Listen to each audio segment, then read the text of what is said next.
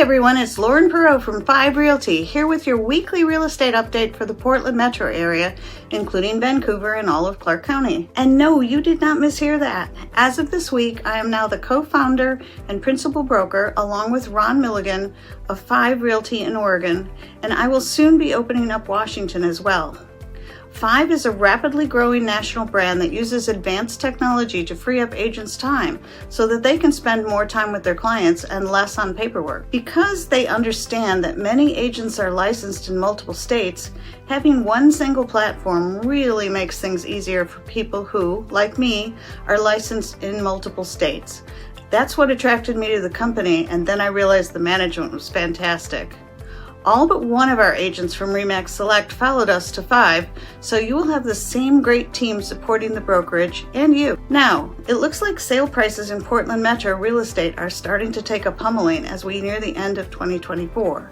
So let's take a look at the very latest stats and trends. Let's start with the average sales price. When we compare the most recent week to the same time period last year, the average sales prices almost flipped completely from the previous week. The previous week, we were looking at a gain in the average sales price of about 5.1%. This most recent week, we've got a loss of 4.1%. That's a really big swing, which, as I've mentioned in the past, we can see when we're dealing with a small set of numbers. So it is probably a good idea to see where we land at the end of the month and, of course, the end of the year before we draw any big conclusions. Just for context, we ended November with about a 3.3% gain in the average sales price when compared to November of 2023. So far in December, it's looking like we're going to fall short of that. The supply of homes for buyers to choose from keeps moving down. That is no surprise for this time of year. A lot of people take their homes off the market for the holidays. However, compared to last year at this time, buyers still have about 18% more homes to choose from. That difference had been decreasing, but it looks like we might have stalled out with the holiday doldrums.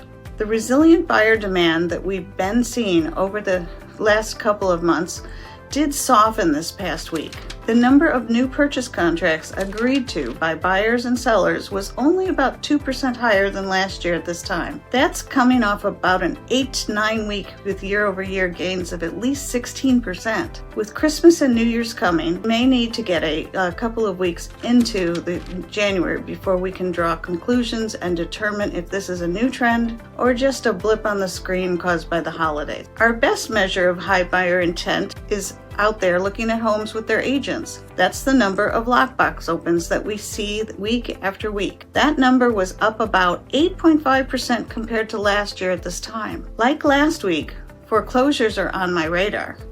The number of bank-owned properties on the market is up for the second week in a row. Not by a huge amount, but we did go from 47 foreclosures on the active market about 2 weeks ago to 57 this week. That's a big gain in a number that we don't see move more than 1 or 2 usually. It's not a huge deal. Last year at this time, that number was 58. So we're kind of currently talking about 57 bank-owned properties out of more than 8,000 active and pending. Those are the ones currently on the market. So not a big percentage. If that number continues to rise though, or if I start to see a lot of notices of foreclosure sales or notices of default being recorded with the county, I will definitely let you know about it. They tend to not issue them in this week and the week of Christmas because even they aren't Scrooges. Mortgage rates yo-yoed their way back up to the highs. As always, I would love it if you would give this video a like, or better yet, subscribe to this channel to make sure that you can see more. So thanks for listening as always. I hope you'll feel free to share this video and share it with any of your friends, or you can find us on YouTube. I really appreciate your interest. I hope you can pass it on. And most of all, I hope you have a very happy holiday season with your family, whether it's Hanukkah you celebrate, or Christmas, or Kwanzaa, or Festivus, as Jerry Seinfeld and crew used to like. I hope your week coming up is wonderful, and we will see you back here in the new year. There will not be a video during Christmas. Have a good one.